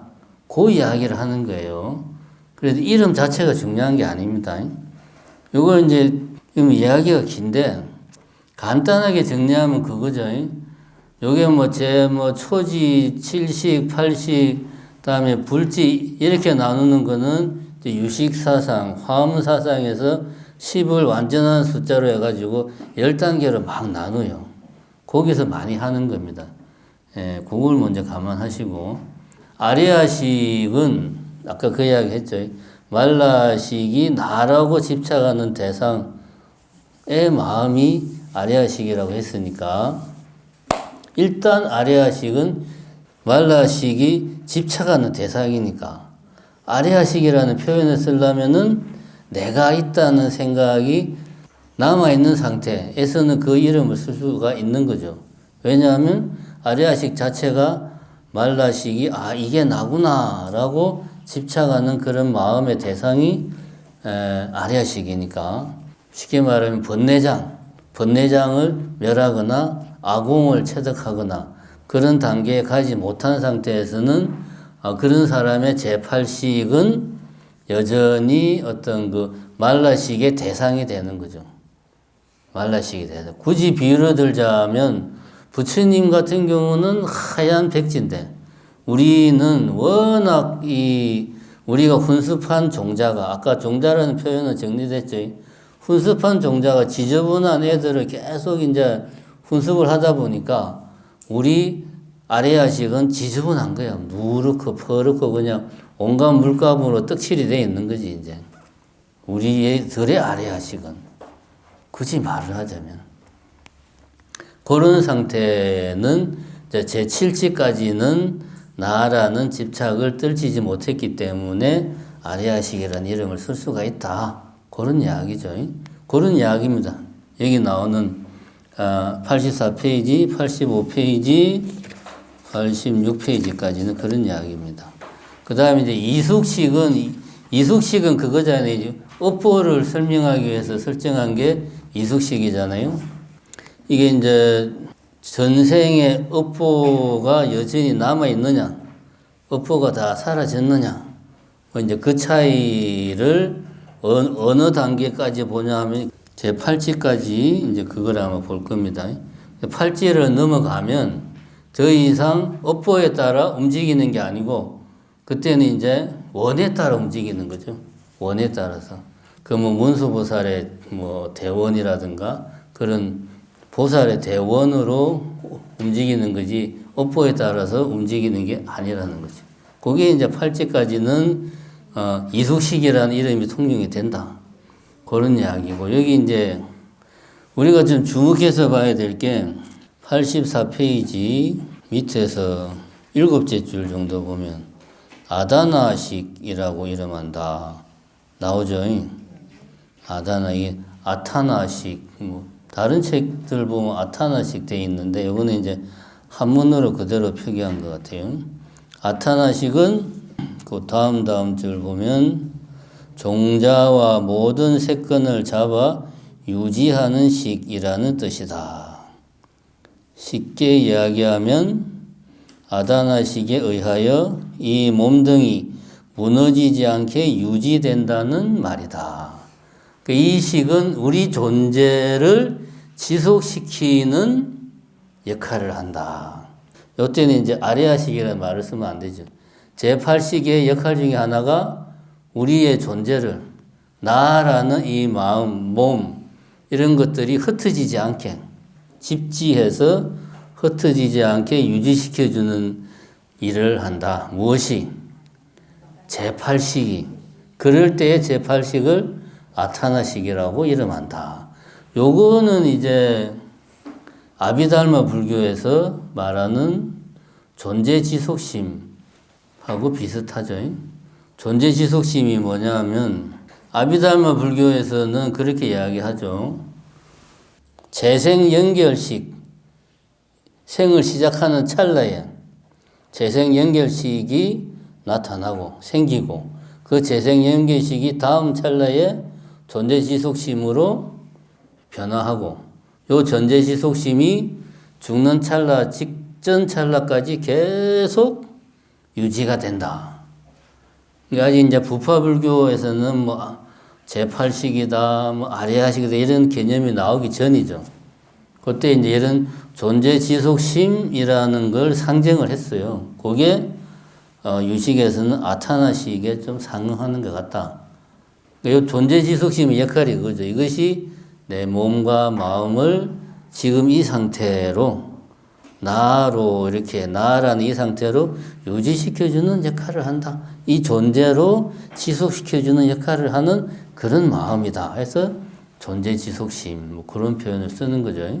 죽는 찰나에는 죽는 마음이 되고 그 죽는 마음이 그 다음 찰나에 재생연결식으로 이제 상속되고 재생연결식이 다시 존재지속심으로 상속되고 그렇게 이제 마음이 식이 그렇게 계속 상속한다라는 게 아비담을 불교에서 이야기하는 거고 요것만 가지고는 윤회를 설명하기가 부족하니까 유식은 이 내용을 이렇게 살을 많이 붙인 거죠, 이제. 그렇게 이해하면 됩니다. 여기에서 이제 우리가 요 말을 우리가 어떻게 이해를 해야 되나. 마음이, 어쨌든 마음이잖아요. 마음이 나를 존재하게 한다. 그런 말이잖아요. 내 몸과 마음이 흩어지지 않게 이 상태로 유지하게끔 해준다. 그런 말이죠. 마음이. 이 말을 어떻게 이해해야 될까요? 그래서 뭐 어쨌든 아타나식은 부처가 되어도 이거는 계속 있는 거다. 생명이 있는 동안은 존재하는 거다. 그러니까 이건 부처가 되어도 있는 거죠.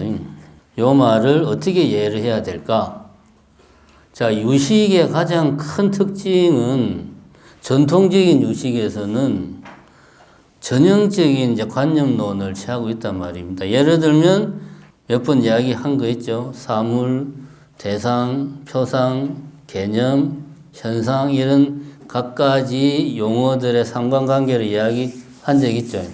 그러면은 우리는 이 말을 할 때는 전제를 한 게 내 감각기관 밖에, 망막 밖에 뭔가가 있어.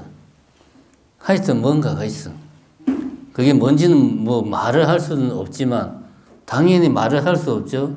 인식을 하기 전 단계니까 뭔가가 있어. 요거는 그냥 사물. 다시 한번 더 정리합시다. 근데 내가 이거를 이제 인식을 하려고 해. 그럼 이게 이제 그때는 대상이 되는 거고, 이 대상을 인식하기 위해서 어쨌든 감각기관을 통해서 그대로 카피를 해서 내 마음속에 뭐 비유를 들자면 이미지를 만들었어. 요게 이제 뭐라고 그랬죠? 표상. 그죠? 표상. 요거는 내가 만든 이야기가 아니고 철학 용어입니다. 이거는 일단은 서양 철학의 용어인데 동양 철학에서도 써요. 왜냐하면 이거는 이제 거의 뭐 정해진 철학 용어니까. 이런 건 알고 있으면 도움이 됩니다. 그 다음에 개념은 내 기억 속에 있는 의미가 있는 단어. 뭐 시계, 아이패드, 뭐 카메라 이런 의미가 있는 단어들은 개념. 뭐 이런 것들은 의미가 없으니까 개념이 아니죠. 그냥 소리지 이거는. 의미가 있는 단어들은 개념. 이 개념과 표상이 합쳐져서 뭐가 된다? 의식으로 들어오면 현상. 여기 시계가 있구나. 시계. 이게 이제 현상이 되는 거죠. 요런 이야기를 했는데, 이런 이야기를 할 때 전제가 되는 게 뭐냐 하면, 뭔가 내 감각기관 밖에 뭔가가 있다. 라는 걸 전제로 하는 거죠. 그걸 사물이라고 이름을 붙인 거죠. 이것이 서양 철학은 이런 거를 바탕으로 깔고 있어요. 일단은. 그런데 불교의 차이는 뭐냐? 요걸 알아야 돼요. 유식은 이게 이제 없다라고 말을 하는 거지. 예를 들면, 이게 뭔가가 있어. 요것을 내가 그대로 카피해서 내 머리에 만든 게 머릿속에 컵. 컵의 표상. 여기는 이제 뭐 사물. 컵의 표상. 그 다음에 이 컵의 표상과 컵이라는 개념이 합쳐져서 내가 컵을, 이거 컵이네? 라고 의식을 하는 거죠. 그럼 이게 현상. 요렇게 되는데, 이렇게 할 때 서양 철학은 어쨌든 여기에 뭔가 사물의 존재 자체는 인정을 하는 거죠. 근데 유식은 이거 존재 자체를 인정을 안 해요. 대신에 요걸 잘 알아야 돼. 이 존재를 인정을 안 해, 유식은. 그럼 표상은, 이 컵의 표상은 뭘 복사를 한 거지? 유식적으로 설명하면 종자생, 현행. 아리아식 속에 있는 종자가 현행해가지고 컵이 된 거예요. 유식적으로 말하자면. 근데 이야기하면 이 말을 누가 믿습니까? 아무리 이게 1600년이 넘는 불교의 유식 사상이고 해도 내 머릿속에 종자가 컵을 만들었다. 그걸 어떻게 믿어요? 상식적으로. 초등학생한테 너 그 말 무슨 말인지 알겠냐 그러면 뭔 소리래요? 그러지. 말도 안 되는 소리 하지 마. 그러지. 말이 안 되죠. 이 말의 의미를 잘 알아야 됩니다. 종자생 현행. 어쨌든 유식에서는 밖에 이 뭔가는 없다. 그럼 표상은 종자가 만든 거야. 그러니까 다 내 머릿속에서 만들고 내 머릿속에서 보고 머릿속에서 다 하는 거예요. 라고 유식은 이야기를 하는데 이 말이 어떤 의미냐를 우리가 알아야 된다. 초기 불교적 용어를 쓰자면 요 사물들의 세계는 연기실상의 세계예요.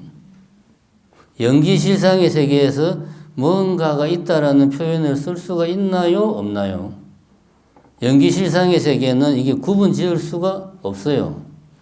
이게 컵이라고 말은 안 하지만 이게 뭔가 이렇게 어떤 덩어리, 여기 어떤 덩어리, 여기 어떤 덩어리 이렇게 상정을 할 수가 없는 세계가 연기실상의 세계죠. 연기의 세계니까 그냥 이 세계는 뭔가가 있다라고 전제를 하려면 이것이 어떤 덩어리로 구분 지어줘야 되잖아요. 이름은 안 붙이더라도. 근데 연기실상의 세계에서는 그런 작업 자체도 통용, 용납이 안 되는 거죠.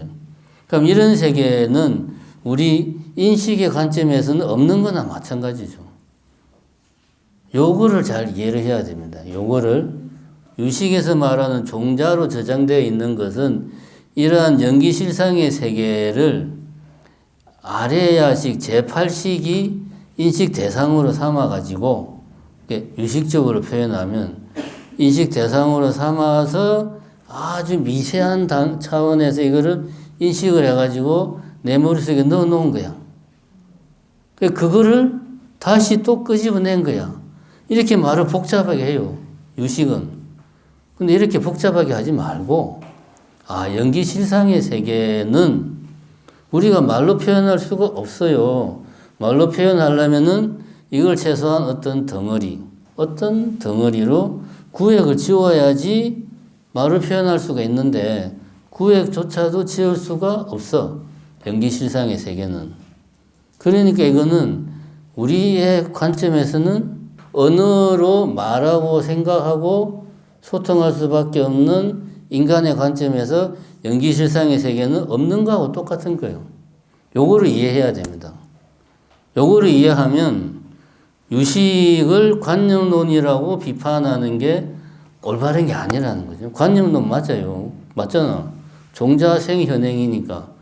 근데 요것만 알면 안 됩니다. 내가 지금 이거는 내 이야기인데 이렇게 이해를 하면 초기 불교적 관점과 부파 불교가 비판을 받는 법을 실체화한다는 그런 관점, 그 다음에 유식을 관념론과 동일시하는 관점을 다 극복할 수 있다. 그렇게 이해를 일단은 하시면 요 아타나식 같은 경우도 우리가 이해를 할 수 있다. 그러니까 나도 모르게 나는 내가 살아오면서 내 주변 환경을 계속 아레아식 차원에서 인지를 해온 거예요. 계속. 그래서 나도 모르게 나는 내 주변 세계와 소통을 하고 지내는 거예요. 이 이야기를 내가 했죠. 그 칠식할 때 소통을 하려면은 주체가 없으면 소통할 수가 없으니까 우리는 소통을 하기 위해서 어쩔 수 없이 자연스럽게 생존의 차원에서 나라는 걸 설정을 했다. 그런데 현대사회에 와서는 이것이 생존에는 도움이 될지 몰라도 우리를 번뇌에 빠지게 하더라. 그게 이제 칠식이라고 이야기했잖아요. 그렇게 이제 이해를 하시면 좀 도움이 되지 않을까. 자, 어쨌든 84, 85, 86은 그런 이야기입니다. 그런 이야기. 그러니까 이름이 다르다가 중요한 게 아니고 아레아식이 가지는 특성, 제7식의 대상으로서의 아레아식은 나라는 집착이 떨어지면은 그 이름을 쓸 수가 없다. 이런 식으로 이해해야 되고, 그 다음에 업보로 사는 게 아니고, 이렇게 서원, 원으로 이제 대비심이나 이런 원으로 사는 보사들 같은 경우에는 이숙식이라는 이름을 붙일 수가 없다. 그런 이야기입니다. 우리 입장에서는 우리가 칠지는 고사하고 초지도 우리는 경험을 못 해본 사람들이 칠지 팔지 이야기하면 뭐 하겠습니까? 그냥 그렇다는 정도만 알면 되겠습니다. 그 다음에 이제 종자와 혼습. 여기서 이제 종자가 뭐냐 하는 이야기를 이제 집중적으로 설명을 하고 있습니다. 87페이지. 거기 이제 인용문. 이른바 본식 가운데 친히 자과를 생겨나게 하는 공능의 차별이다. 참 어렵죠, 말이. 이런 말은 이제 100번을 읽어도 무슨 말인지 모르죠. 왜냐하면 자과가 뭔 말인지 모르고 공능이 뭔 말인지 모르는데 독수 100편 의장을 하면 뭐합니까? 단어가 뭔 뜻인지 모르는데 이제 각각의 단어를 이제 알아야 되는 거죠. 자과는 밑에서 두 번째 나오죠. 직접 자기의 결과를 생겨나게 한다. 이게 이제 자과. 이게 이제 인연을 말하는 겁니다. 인연. 그거 이제 마음이 생기려면 네 가지 조건을 가져야 된다. 뒤에 그런 말 나옵니다. 인연, 덕무관년, 소연년, 정상년. 이 네 가지 조건을 갖추어야 마음이 생긴다. 그런 이야기가 있어요. 거기에서 이제 이거는 인연 부분을 말하는 거예요. 스스로 결과를 생겨나게 하는 거다. 종자는 공능은 어떤 공능의 설명은 88페이지 두 번째 달라. 공능이란 잠재적인 힘, 힘이다. 에너지다. 에너지는 에너지인데 잠재적인 힘이다. 드러난 힘이 아니고 잠재적인. 말 그대로 에너지로만 있는 거죠. 이게 실제로 막 작동을 해가지고 막 동영상을 보고 막 그러는 게 아니고 그냥 잠재적인 형태로만. 아이패드는 전기 에너지가 이 안에 충전되어 있는 한 언제든지 내가 동영상도 볼 수 있고 검색도 할 수 있고 그런 의미에서 잠재적인 에너지, 힘, 그게 공능이다. 차별은 각각마다 다르다는 거죠. 사과는 사과의 특징이 있고 배는 배의 특징이 있고 88페이지 밑에서 두 번째 줄 컵을 드러내는 종자와 접시를 드러내는 종자는 각각 다르다. 당연히 다르지. 이게 똑같으면은 컵의 종자와 접시의 종자가 똑같으면은 두 개로 나눌 수가 없죠. 다르다. 어떻게 보면 뻔한 말인데 공능의 차별 이렇게 말하니까 나의 머리가 작동을 못하는 거지. 이게 무슨 말인가 해가지고 알고 보면 뻔한 말이에요. 그냥 무슨 말이냐? 한마디로 말하면은 그냥 종자는 에너지구나. 잠재적인 에너지 어떤 힘이구나.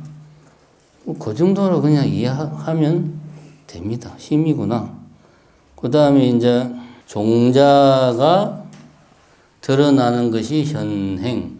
그럼 이게 종자는 우리가 자꾸 종자하니까 이게 뭔가 다른 것 같은데 결국은 다 지금 마음의 한 부분이죠. 이 마음. 현행된 것도 어떤 식입니다. 식. 그죠? 제6식이든 제7식이든 전5식이든 어떤 마음의 형태로 표현된 겁니다.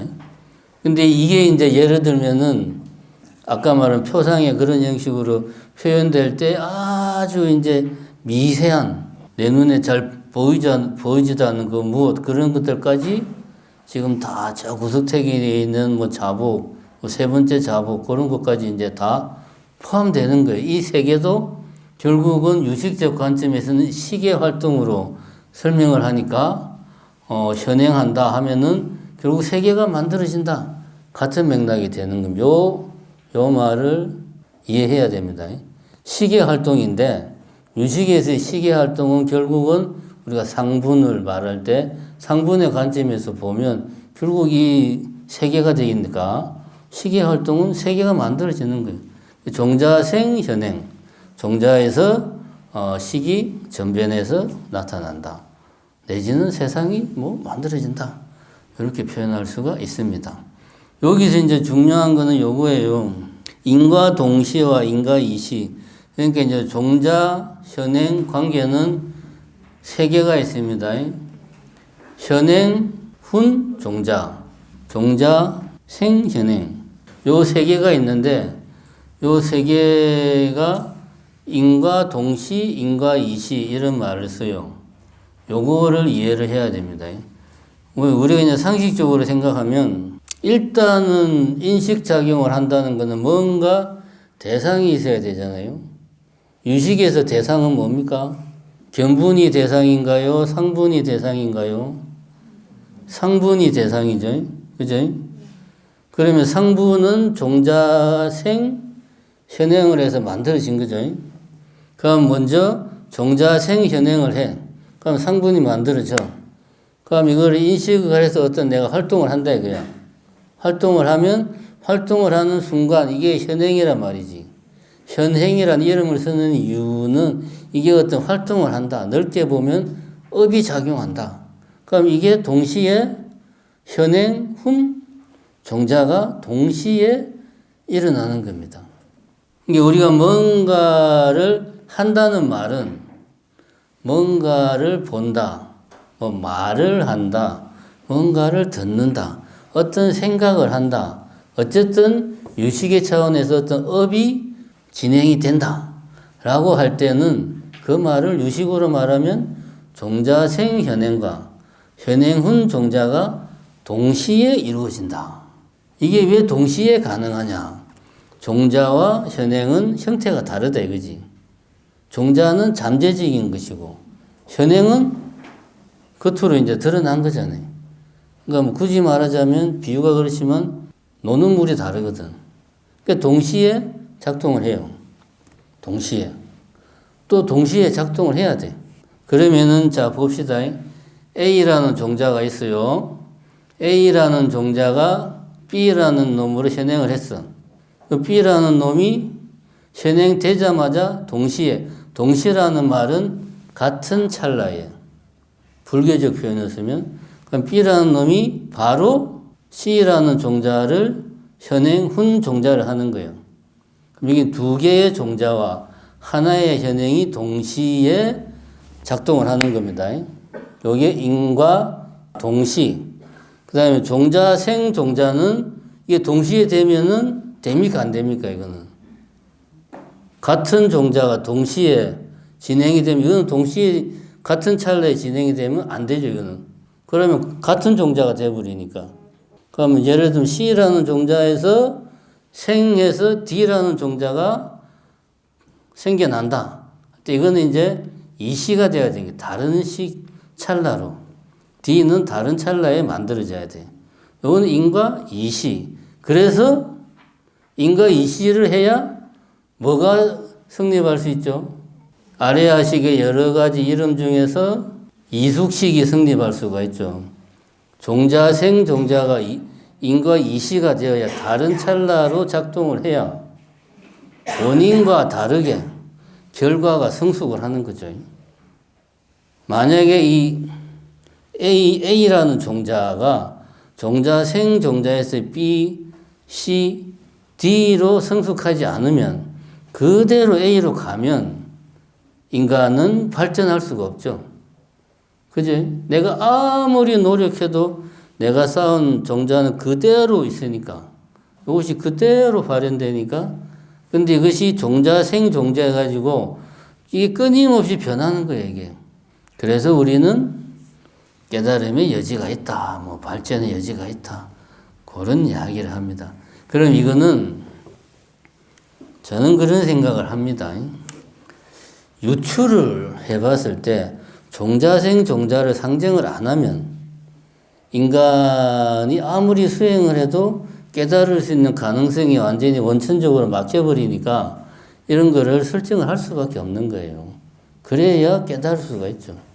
내 안에서 종자가 이숙칙을 통해서 뭐 이런저런 뭔가가 또 다른 인연을 만나서 뭐 어떤 과보가 생기고 이런 것들이 설정이 되어야 새로운 변화가 가능한 거죠.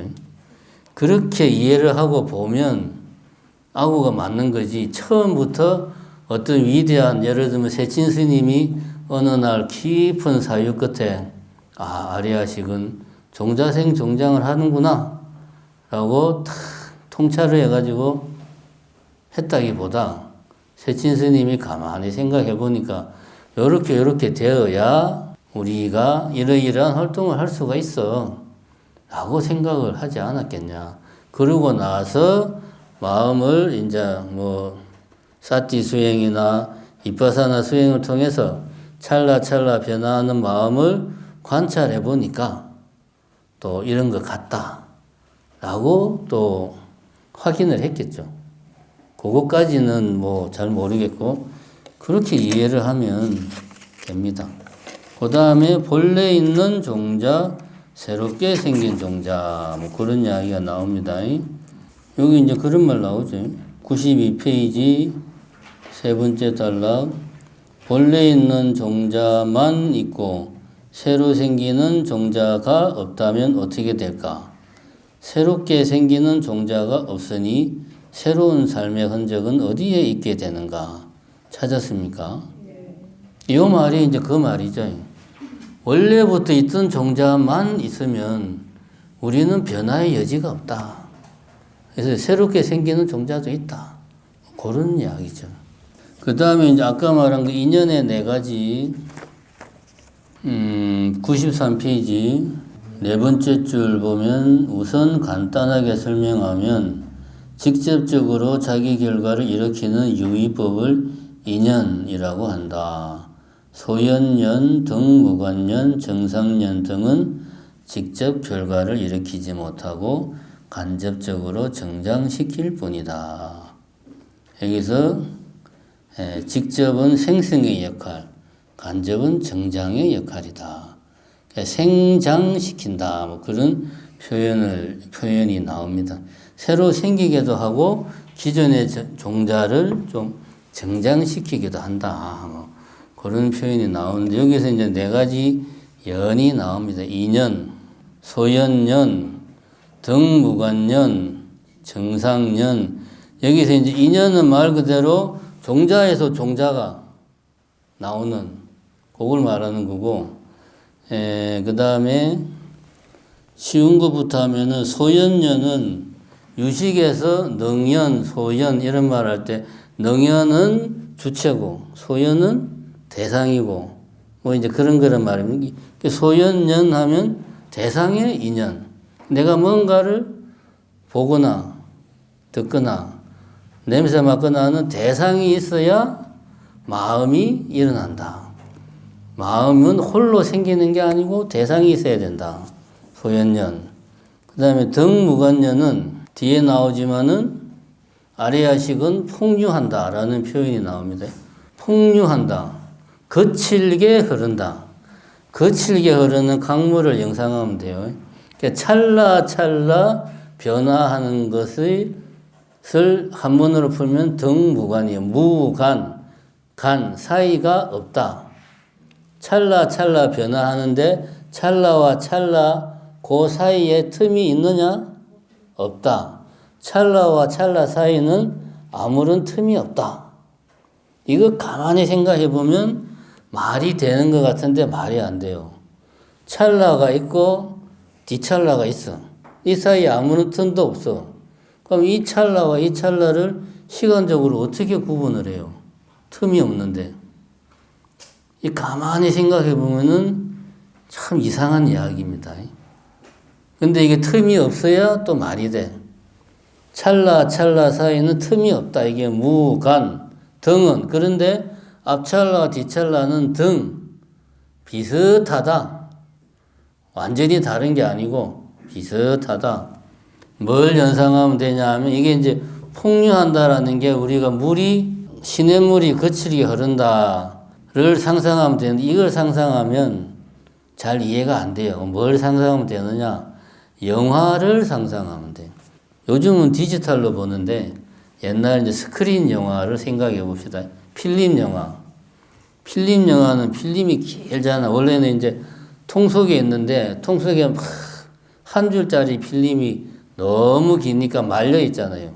말리 있으면 요게 이제 이렇게 쫙 영사기를 쫙 이 필름이 영사기 앞에 그 빛을 지나가면은 한 장 한 장씩 빛을 쏘면 한 장 한 장씩 스크린에 비치잖아요.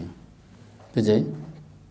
근데 각각의 그 앞에 필름과 뒤에 필름 간의 그 사진은 정지된 사진인데 차이가 거의 없죠. 동영상은 뭐 그 사람의 눈으로 보기에는 구별하기가 힘들죠. 그게 뭐 60프레임, 뭐 120프레임 그런 말 하지 않습니까? 1초에 필름이 몇 장이 지나가느냐. 요거를 생각하면 돼요. 무간, 필름과 필름 사이에는 빈틈이 없다. 그런데 앞에 필름과 뒤에 필름은 비슷해.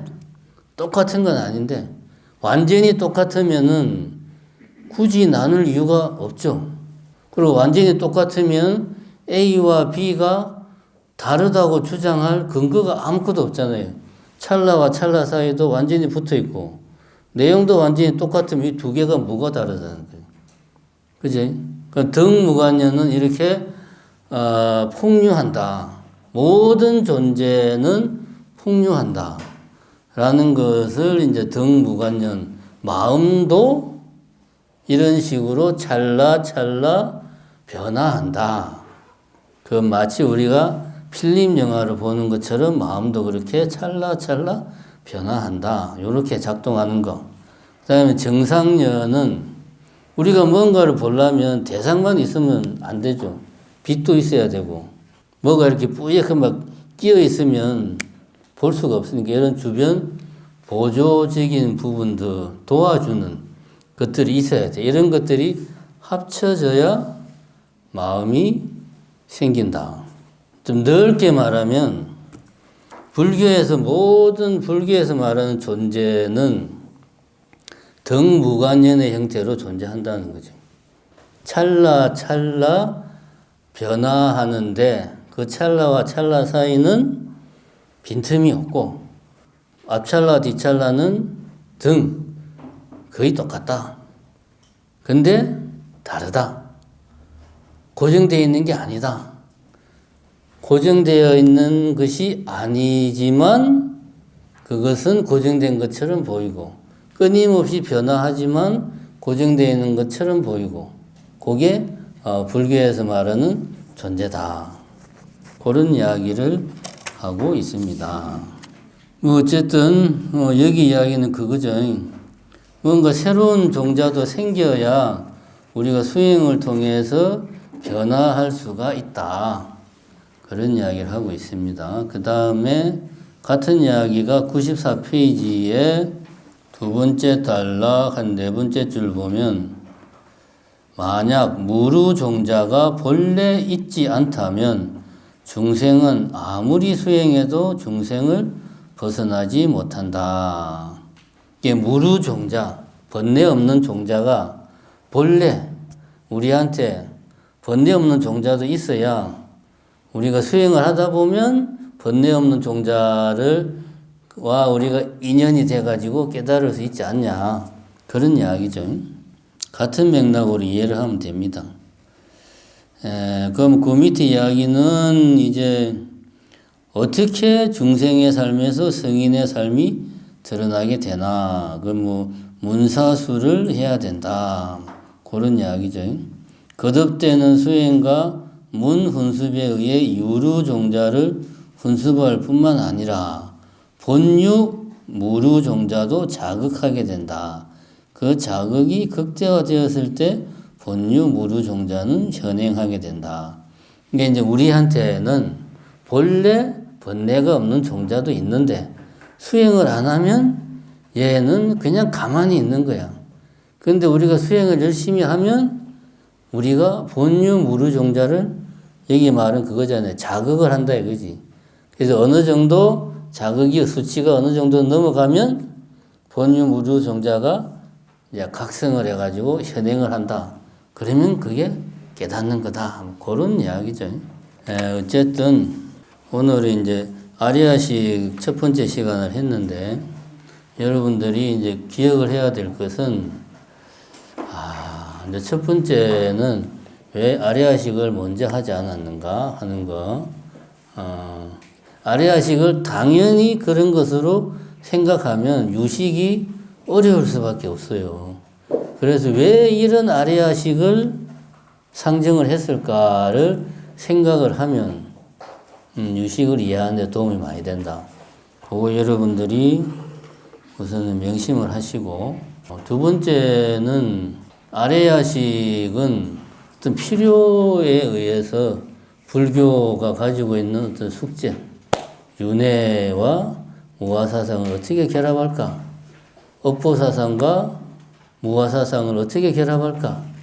뭐 이런 숙제를 푸는 과정에서 나름대로 대승불교에서 채택한 것이, 그리고 현재까지 뭐 그나마 통용되고 있는 게 아래야식이라는 거다.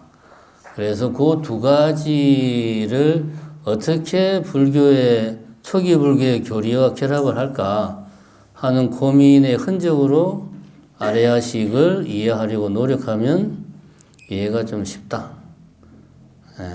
그렇게 두 번째 생각을 하면 좋고요. 그렇습니다. 그 정도로만 우리가 아래야식을 좀 접근하려고 하면 이해하는데 그나마 좀 도움이 되지 않을까. 그런 생각을 합니다. 이번 시간은 제가 여러 가지 사정으로 준비를 별로 못한 관계로 대충 말로 때웠습니다. 다음 시간은 준비를 잘 해오겠습니다. 수고하셨습니다.